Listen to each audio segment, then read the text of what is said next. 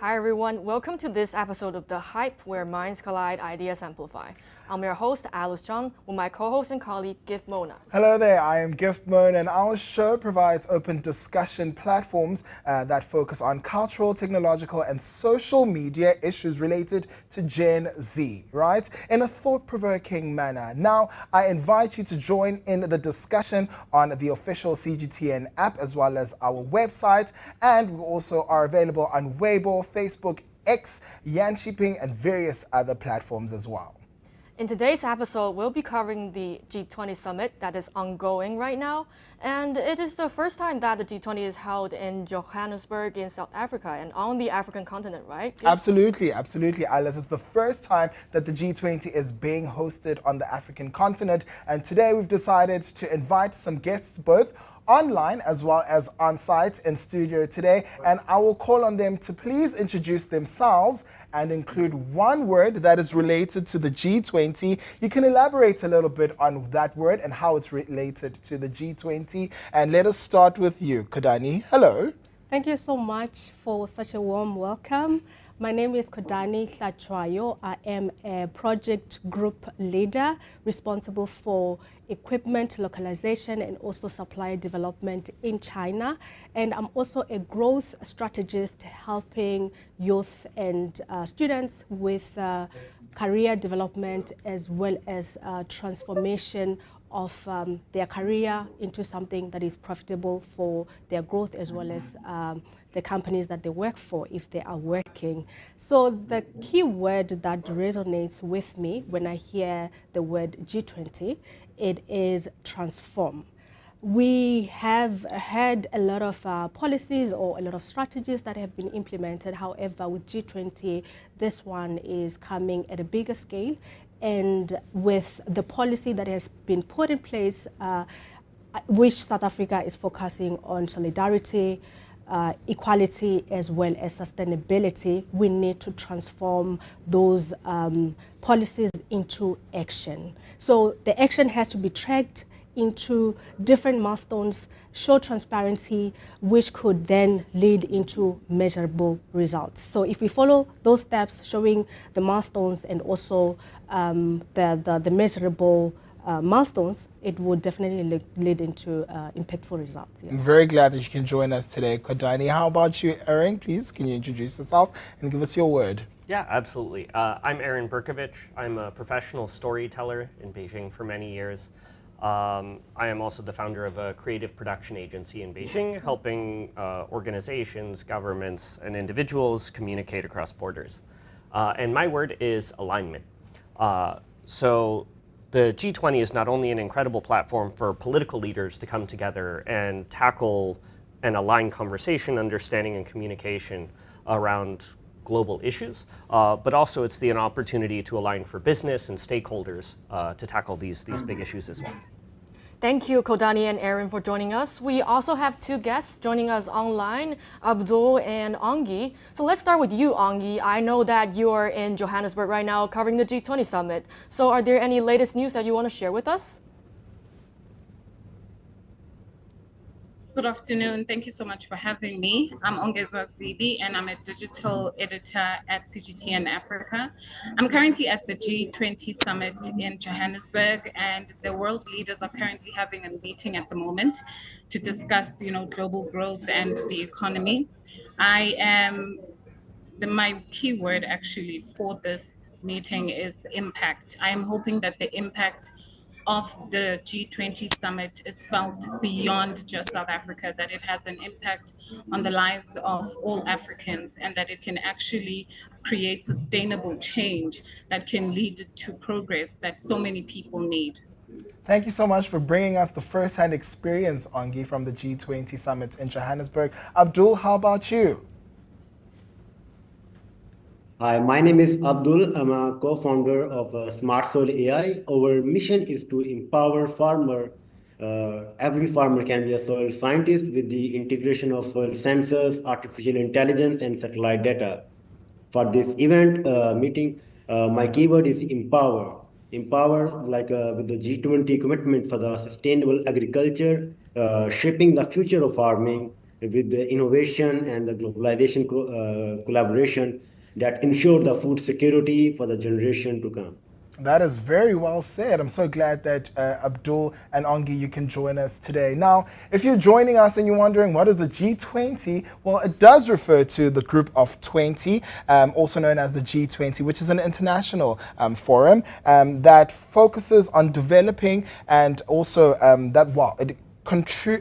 includes, developing and developed countries seeking to find solutions to global environment and economic and financial issues, right? The 2025 Johannesburg G20 Summit will be taking place from the 22nd until the 23rd of November. As we said earlier on, it is the first time that is taking place on the African continent, and the role of the G20 is to create global economic stability and development, while implementing important commitments such as the Pact for the Future and the 2030 Agenda for Sustainable Development, also known as the Agenda 30.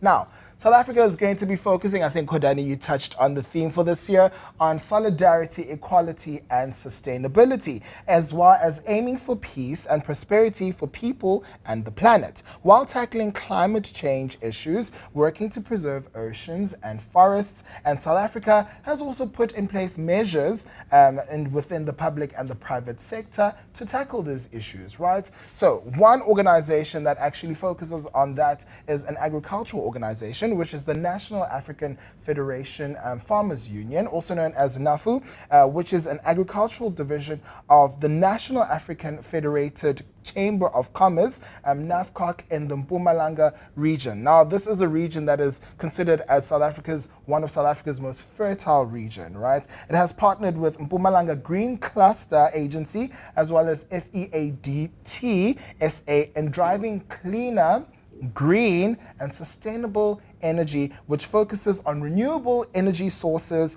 and sustainable farming such as solar, wind, hydropower, as well as geothermal and biomass.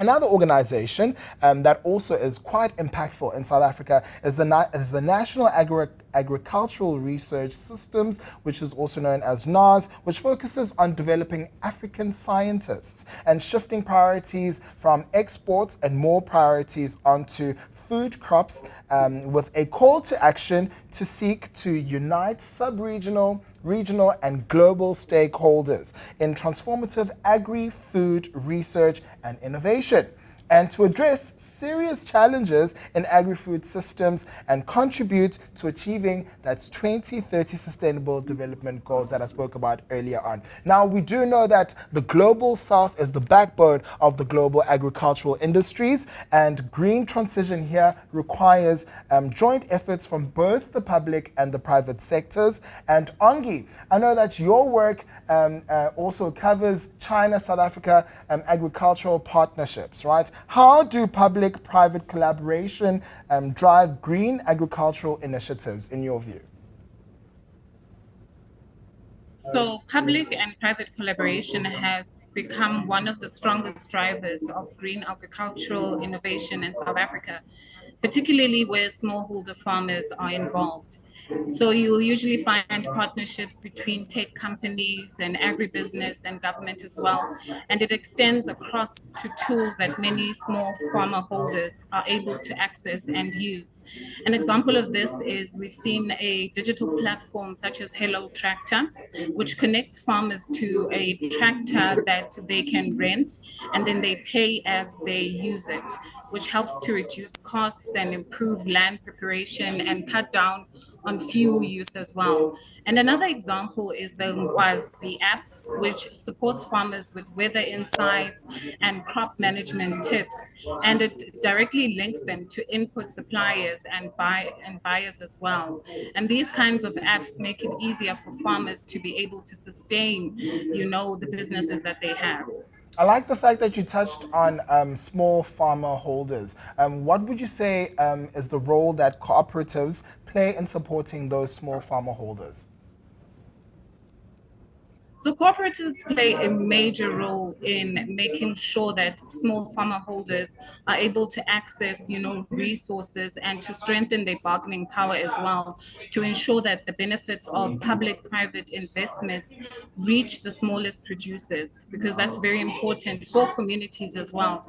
Unemployment is one of the biggest problems in South Africa, and when you have small farmer holders have the ability to access, things like capital and equipment, that enables the community as a whole to grow, which is essential for green transition as well. Very nice. Thank you, Ongi, for sharing with us. I have a question for Kodani. So you're the expert, and how do you feel like the public sector and the private sector combine together in terms of green energy uses, especially in South Africa? Yeah, so as a South African, I'm quite involved in, currently I'm based in China, so I'm involved in also tracking what is happening in South Africa and also looking at the global goals. So I'm quite happy with just transition energy strategy that our public electricity distributor is now transitioning into. We were affected a lot by electricity power cuts, and looking at their strategy of decommissioning some of the plants and repurposing some of the plants and turn them into agricultural use as well as research facilities. So that's actually a great strategy, which is also aligned with what sustainable development would like to achieve. And looking at my involvement as well, in South Africa was in an estate where we were highly affected with power cuts. Sometimes we go for 2 days without power because of cable theft. And as a private-owned property, they actually, or rather, I was involved as a trustee in the development of solar panels, which also offloaded the high energy supply from the main distributor, from using the battery stored power from the solar panels that we implemented. And the picture that you saw there, it's actually of the opening of the plant in our estate with the East London mayor. So it was quite a really proud moment to to understand the impact that we are then contributing in the government as well as the community as a whole as well. And it was also beneficial for ourselves, where we could not experience power cuts anymore. I mean, we could, however, we had the solution in place, which it's great to have, solution-based mindset.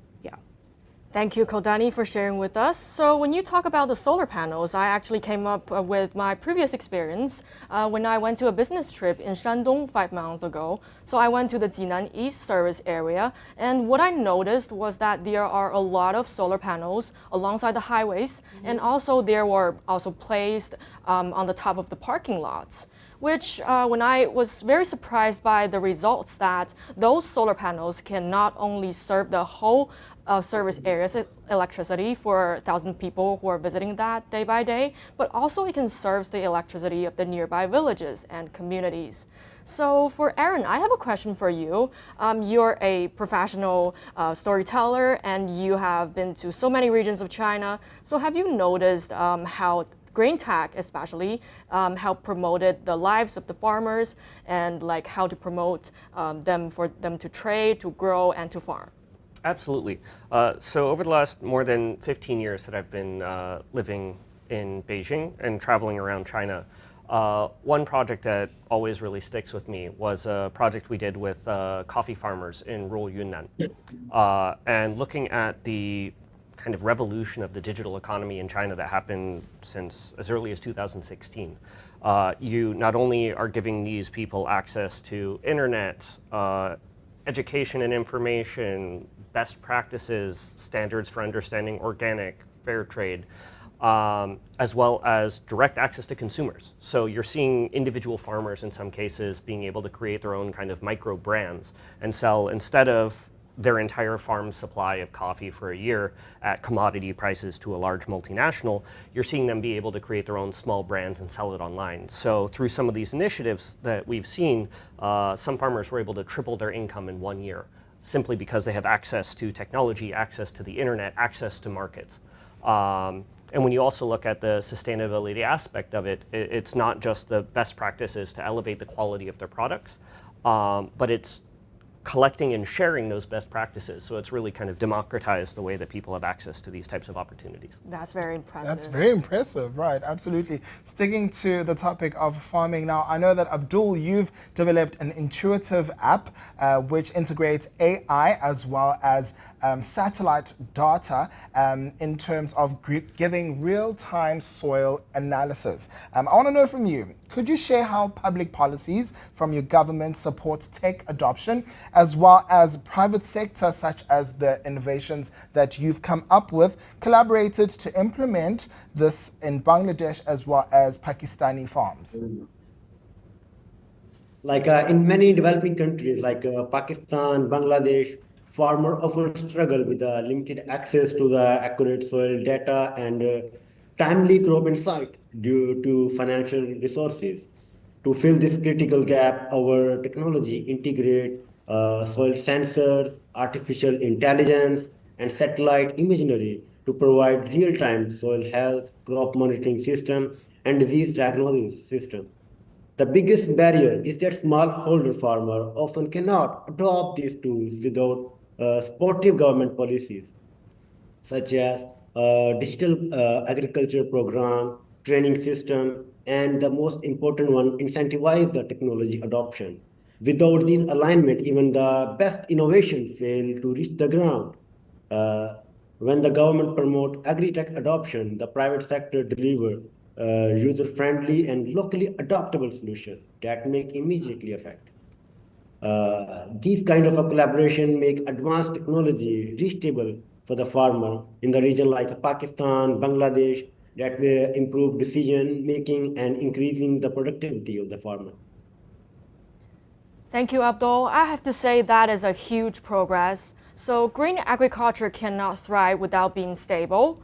And for the Global South, combining the sustainability and also the ecological goal together with the economic goals are the keys. So we started a social media poll on YouTube community and we asked netizens, so we can see it's shown on screen. So have you ever heard of sustainable energy technology and green transition? So surprisingly, 91% of them said yes. So we can safely assume that there are more and more netizens around the world are being acknowledged and familiar with sustainable development. And Aaron, you have mentioned that you've been to diverse regions of China. So is there a moment or a specific story where you can find that sustainability is not a slogan, but it is a key and it is also a survival logic? So one of the incredible things I've seen during my projects, and this is true in China and it's also historically been implemented throughout Southeast Asia, there is an ancient practice of using ducks to fertilize, de-pest rice paddies. So being able to create this kind of homogeneous ecosystem where you use livestock, which is also a source of income, to take better care of your fields, to get rid of pests, fertilize the fields, and it creates this very balanced ecosystem.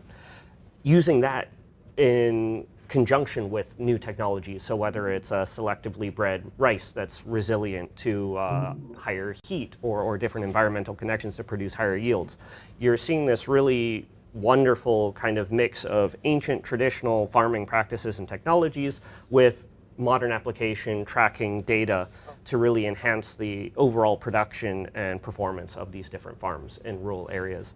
So using it as an example where we can take our historic knowledge that's been around for 1,000 years and apply modern technology to improve upon those best practices, we're seeing some really innovative approaches to how we can not only have clean unpolluted and sustainable farming practices developing across the region. I can just imagine how much of a spectacle it is seeing all those ducks going out into the fields, right? A sea of quacking that's sea of spreading out. We've also asked our netizens a poll: how can AI assist in solving food security, global warming, as well as sustainability? Now, 68% chose by optimizing agricultural practices like intelligent planting. Going back to you, Abdul, in your previous projects, right, which country has produced the most surprising results thus far amongst the G20 nations, as well as part of the Global South countries? Yeah, we observed that especially when the digital assessment tools were introduced to the small farming communities, the result is very, very slow. But the adoption is very slow, but the result is very strong, especially in the region of rice and wheat cultivation. Initially, if we see the Pakistan, the initial number of a farmer who adopting technology was very small. But the real challenge is not the technology performance in developing countries, is a accessibility gap. Many farmers lack modern technology training and trust on digital system. As a result, positive environment practices do not scale as fast as they should. When farmers adopt these tools, it shows direct financial and environmental impact, like efficient water use, healthier soil, that result, the operational cost, and the better soil crop result. These gains make it clear that environmental sustainability practice become economically sustainability when the right tool reach to the right person. I love the fact that you also spoke on the economical sustainability aspect of it. Going back to another poll that we've done with our netizens, we've asked what interests you the most about being involved in green energy and global sustainable development through technological initiatives. 73% of people chose environmental impact and sustainability. Now, this clearly indicates that more people are more aware of the impact that environmental issues are having globally and do believe that technology can assist in combating those issues. Now, going back to you, Kodani, you have mentored some Ugandan youths in biogas technology. I want you to tell us more about that in terms of, replacing firewood with cost-saving alternatives. How does this initiative balance energy efficiency, cost reduction, and environmental protection? Yeah, so just to give you a background behind it, I'm part of a fellowship program as a mentor from a private sector, which brings in youth with a lot of initiatives that are aligned with the sustainability strategy. So my mentee from Uganda, I was actually privileged to be teamed up with her. She had an initiative of developing a biogas system, stove, which is, or rather, a biogas system to create cow dung, or rather generate cow dung into an energy supply for cooking, and the residue from the cow dung could also be used as fertilizer. So from that, what benefits the community is obviously saving the planet from cutting trees. In Uganda, they still use firewood for cooking, and which then affects our environment and planet. Then using that system, it helps with saving the planet. And with then using the cow dung, it cooks faster, it's also healthy, it's easily accessible because they've got a lot of cows, and it's affordable. I mean, for fertilization, when I engage with a lot of farmers, like small holding farmers, their biggest issue, or rather challenge, is affordability. They can, start farming, but when you have to fertilize, then they cannot afford it. And my engagement as well with, the youth, students, they've got a lot of initiatives where they could help us achieve this goal of, having like sustainable energy, or rather green energy. So the biggest gap is they don't have resources or funding. If private sectors could then generate or implement more programs, fellowship programs to empower and also to mentor the youth to bring those ideas into life, it will help us to fast track the achievement of the sustainable goal by 2030. So Yeah. we need more youth. They've got a lot of ideas. And that's so accessible, right? Think about in the Definitely. rural areas, how you can use that biogas technology to produce so much. That's very amazing to hear. What lessons would you say can other global South countries learn about making green energy profitable for rural communities? Looking at how other countries have done it, I think that's where we need to start. So we cannot reinvent the wheel where it has been reinvented.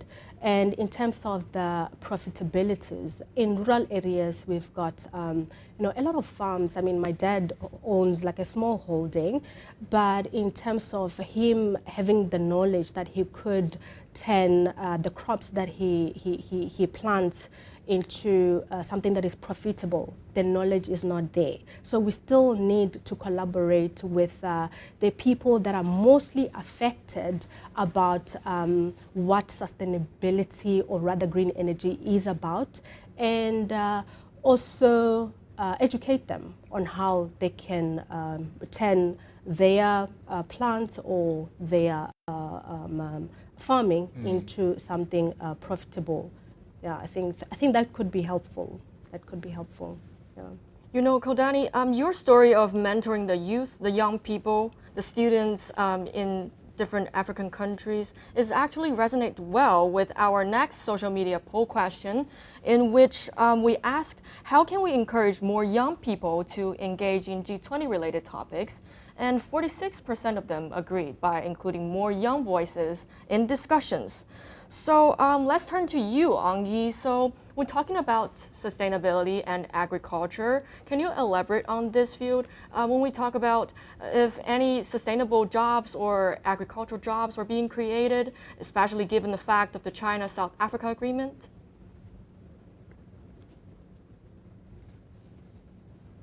Danny just mentioned the importance of achieving the sustainable goals, the UN sustainable goals. President Ramaphosa just elaborated on it actually in his speech earlier today as he opened the G20 summit, where he was speaking about the importance of achieving the UN sustainable goals by 2030. And this just proves just how important green agricultural projects are, especially in South Africa, in creating, sustainable and long-term employment by creating climate smart farming and even creating stable jobs for people in communities in rural areas.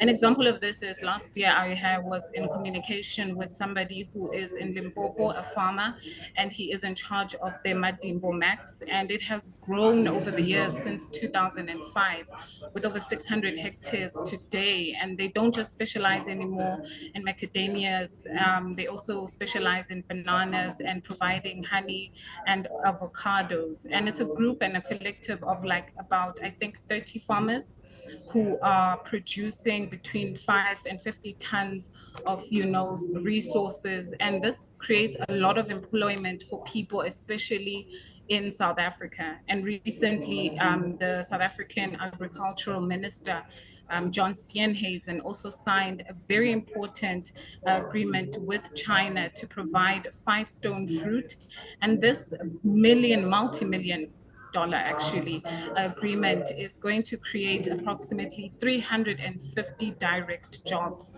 Now, with direct jobs, you're looking at the person who actually works in the organization, but the impact is way beyond, because that one person could be feeding a family of 5, of 10, and that is very important for sustainability. And you're also looking at people in terms of jobs, in terms of transportation and packaging, and these are the things that South Africans at this point need more of, because with a unemployment rate that is so high, especially amongst the youth, green innovation and technological jobs are very important for them to become better. Thank you, Ongyi, for bringing us the latest news. As Chinese Premier Li Qiang has arrived in Johannesburg, South Africa, to attend the G20 summit, I also have some latest information from our directing team. So China has helped Burundi with hybrid rice technology and implemented agriculture infrastructure construction projects in more than 10 countries, including Ethiopia, and providing training on technical trade measures for African countries. So we just mentioned that we talk about sustainability and also green energy. Media is definitely the key to spread the news and also giving more important suggestions for the public, for the general public. And so I have a follow-up question for Ongyi. What progress have you witnessed while covering China-Africa Agriculture Corporation stories? Noticed a great acceleration in terms of the China-Africa partnerships because they are growing and driving initiatives such as solar-powered irrigation and biofertilizers and renewable energy greenhouses, especially in remote provinces like Limpopo and the Eastern Cape. And these projects usually help to create jobs and they boost productivity and they support the smallholder farmers that I had mentioned earlier. And they also promote climate smart agriculture and long-term economic growth. Now, all of these, when you put them together, are very important for the communities that they serve. All right. Okay. Moving on to you, Aaron. I know that you, covered a bit of the G20 in Hangzhou a couple of years ago as a storyteller. What are some of the narrative gaps that you found most Westerners have specifically relating to China's agriculture versus its actual reality? I think when people look at a lot of Asia, particularly from the West, and if they're not involved in agriculture, the picture that comes to mind is something maybe that's 100 years ago. When you think about having to feed a population of 1.4 billion people, and you go out to some of these rural areas, the kind of industrial capacity for farming is quite incredible. So whether it's using machinery and infrastructure, soil data collection and satellite imaging to increase crop yield, implementing drip irrigation to reduce water usage and wastage while increasing crop yield across different processes, you have this incredible scale that's not only creating food for the local population, but also creating enough that it can be exported significantly to a lot of the rest of the world. And the other thing that's really incredible that's been revolutionary in China and already being implemented internationally is the logistics and supply chain. So whether it's automated warehousing, cold storage units, the technology involved in the logistics, so not only growing food for that many people in especially remote parts of the country, but within 48 hours getting it on your plate in, say, America or Africa or Latin America, as an example. Right. What would you then say makes sustainability content engaging, specifically for the global audiences? So when I think it comes to sustainability or any of these different types of terms, the key element that's often missing is the emotional connection. So when it comes to policymakers or when it comes to kind of the business side, you have some of the smartest people in the world trying to solve these incredibly important challenges.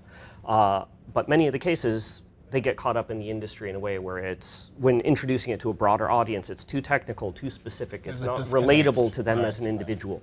But when we see alignment between policy, business, and stakeholder, the people that are actually affected by the operations of these different practices are affected by the implementation of these different policies. And when you can show the immediate benefit to each of them across these different kind of segments, aligning the storytelling in a way that we feel first and we understand how we each benefit. One example is the adoption of wind energy across China as an example, where they originally set quite a low bar that they knew they could easily maintain, saying, we're going to try it. Because one, they don't want to completely undermine the coal industry and shake the entire ecosystem too much. But when they saw how profitable, how sustainable in the sense of not only good for the environment, but in terms of long-term job creation, maintenance, and kind of case studies for other things, you have a multi-stakeholder value chain where you can count the dollars at the end of the day and how profitable it is for these different systems to implement. So being able to understand how each stakeholder from the lowest level villager whose land might be utilized to build these windmills to the national level policy saying how can we set a standard for transitioning to adopt the UN Sustainable Development Goals or otherwise. It's aligning those ways through emotional, visual, show not tell kind of storytelling to make that action a clear process. It's not here's a 500-page document with all the technical details of how it works. I mean, very important, absolutely necessary, but to get the will of the people involved, whether it's the business, the government, or the stakeholders, aligning the messaging through visual storytelling, emotional calls and connections, I think would be really a powerful tool to further push these initiatives along the way. When you touch on storytelling, obviously there's media that's involved, right? And Kodani, I'd like you to also join in on this one. How would media, you, Kodani and Aaron, how would media collaborating with private and public sector work in terms of, you know, educating youths and people in rural communities about G20 sustainability and development goals? And why is it critical for driving participation in green initiatives?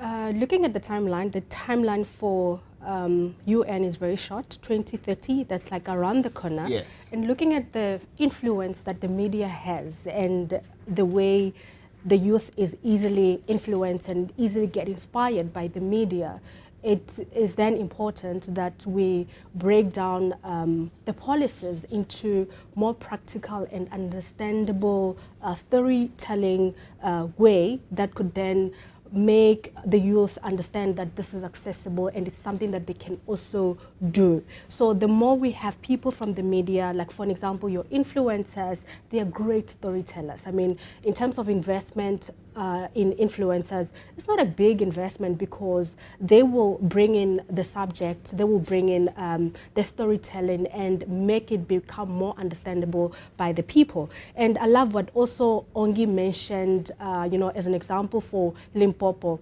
Limpopo, I'm from Venda, and in Venda there's only Venda-speaking people. So Venda has got fertilize the land, which can really benefit the government and also the country in terms of exports from you know, the vegetables that we plant or the fruits.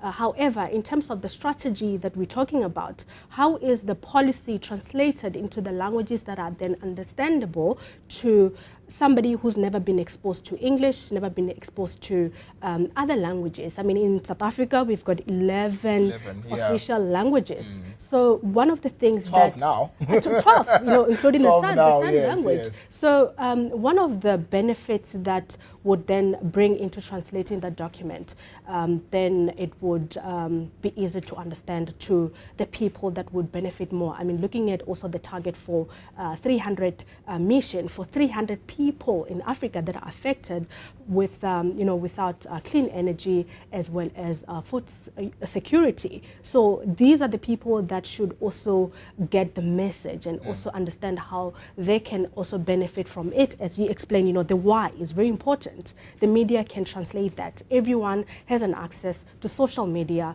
where, I mean, we see a lot of dancing. Just imagine what impact social media could have if we start storytelling about the advantage that G20 you know, goals are going to generate, and also how the country and the villages, you know, because that's also the biggest target that needs to be addressed, or rather fixed, would benefit, you know, understanding exactly what the policies mean and exactly what then have an impact on their lives. I mean, yeah, I can go on. I can really go on. I get you. I completely get you. Aaron, would you like to add on to that? I think one thing to clarify for anybody that's watching, social media is incredible in the fact that it can entertain, educate, and inspire. All at once. And you have to focus on kind of each of these stakeholders, stakeholders in a way where one thing a lot of people look at when they approach creating media is they'll create one video, put it out there and say, I did my job, I'm done.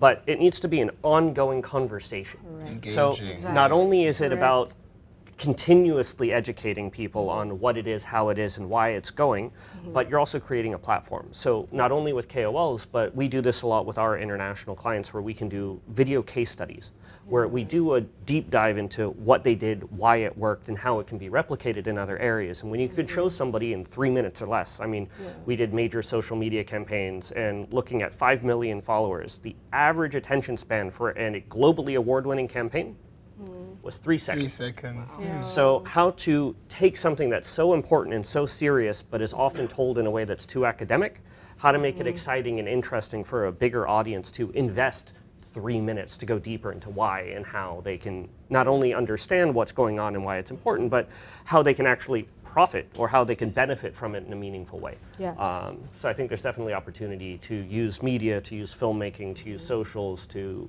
create that platform or opportunity to. Yeah. And to also add on that, we've got engineers that could also show the energy transformation, you know, the windmills, the solar panels. That could also help other engineers to see how accessible these topics are, that they could also be able to generate them into their countries. And also we've got so many agricultural people, or rather people who are in farming, that are also showcasing what they're doing in farming. So if we could then really put a huge focus and investment in those storytelling, then it would allow us to reach that goal. That is really well said. Oh, wait, we have Angi to add on more? Please continue, Angi. Yes, I just wanted to speak on what Kodani also mentioned in terms of the language. Earlier this year, I had covered a story about the importance of Google Translate, also incorporating things like Google Translate, actually incorporating more African languages to be able to ensure that people understand. I think if the language is there, then people are always eager to learn, so that the policies and things around language and making sure that people understand clearly what it is that they are signing up for and all those types of things is very important. So that point is very important for the farmers as well. Thank you, Angi, for your sharings. And we really covered a lot today. So together we explore through G20 corporations and how green agriculture and transition empowers the global south. So why don't we conclude our discussion today by inviting each one of our guests to form a sentence by using the previous keywords that you presented earlier in this episode. Let's start with Kodani first. So my keyword was transform, and looking at how we can transform our minds and also get involved. Let's collaborate with the leaders as well as the people that are affected with the shortage of energy as well as food security. If we then collaborate with them, it would allow us to address the right challenges. To add on that, the people that are affected, stop looking from far, get involved, get your hands dirty if you want to see the change that you really need. So change starts with you, and if you get involved, then the action will be impactful. Thank you, Kodani. And how about you, Aaron? My word is, and I'm hoping that through storytelling and communication, we'll have alignment not only across the leadership from the G20, but also with the businesses that are involved in these global economies, and also the stakeholders. Because when we all work together from the lowest level to the leadership of countries, all of the possibilities are on the table. From transformation to alignment. Angi, how about you? My keyword was impact, and I'm hoping that summits, just like the G20, that the impact of those summits are not just felt in South Africa, but across the continent. Well said. Abdul? My keyword is empower. With the right technology and collaboration, we can empower the farmer to tackle the today's challenges and build a sustainable and successful future of agriculture. Because we see the farmer around the world, they are not very educated for that, and ensuring the food security and the environmental resilience is for the generation to come. Now, I'm sure that you've gotten so much insight from our discussion today right here on The Hype.